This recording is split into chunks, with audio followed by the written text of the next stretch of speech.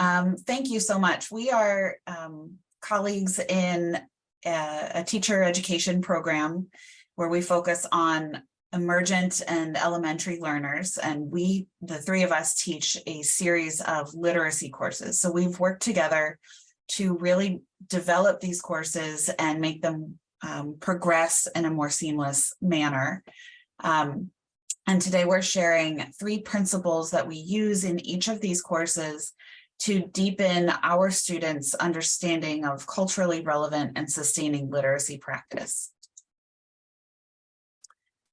So I will begin. I'll share mine in the sophomore emergent course. Beth will share hers in the junior course, and then Christine has a more advanced methods course right before students engage in their student teaching.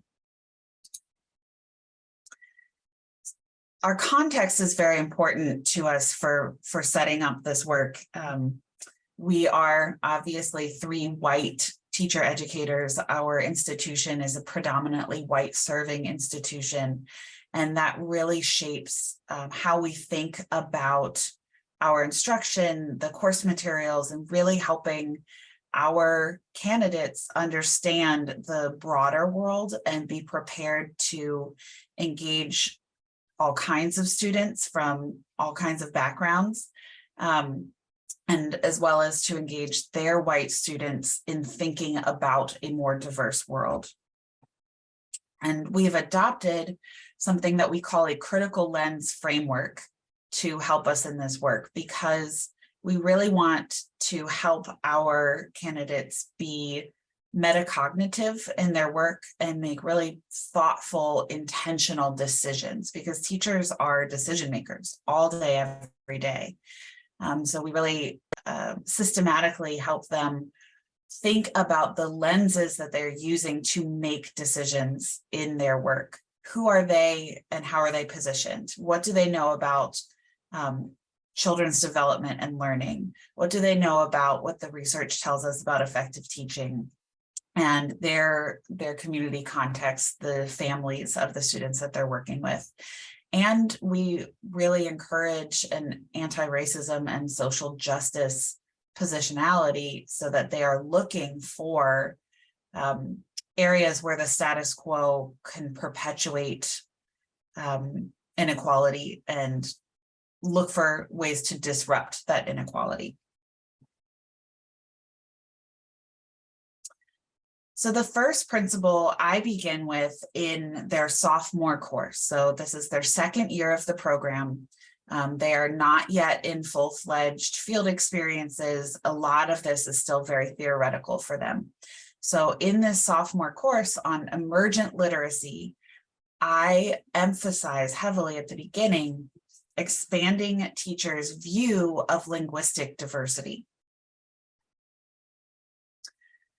So we really spend time at the beginning disrupting this idea that a language can be normal or standard, the idea that they are working on teaching their students proper English, and rather thinking about a much more broad and inclusive approach to what are my students' language practices.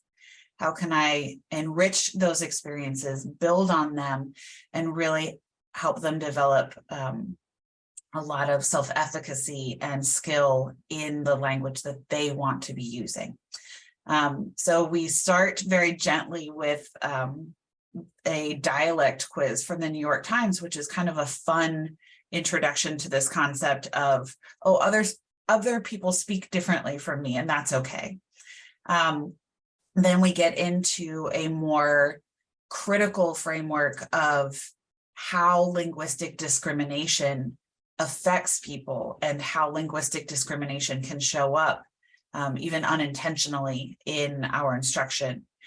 And then we spend the rest of the time in the course looking for ways to find and cultivate socially meaningful and authentic literacy experiences that celebrate that diversity rather than narrowing children's language practices.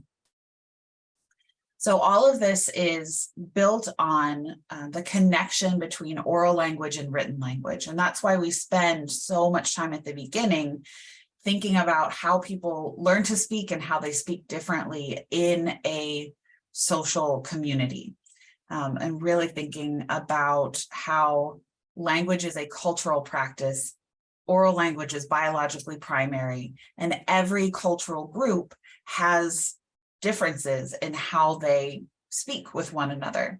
And written language is the extension, the written representation of how we speak. And so everything in reading and writing is predicated on this rich diversity of oral language practices as well. So the New York Times quiz is a very lighthearted, interactive tool that they use, I think about 7 years ago now, but they had 25 questions and you just answer what's normal to you. So the first one is, how would you address a group of 2 or more people? You all, yous, you lot, you guys, you and yins, you, other, y'all. And they go on from there. So they're not grounded in the linguistic discrimination piece just yet, but there are a lot of questions that provoke a reaction. They're like, what is that? I've never heard of that. That's so weird. And so we stop and we say, yeah, what do you mean that's so weird? What is weird? Why is that weird to you? And really unpacking this concept of different is not bad. And then looking at how our practices are similar and different from those around us.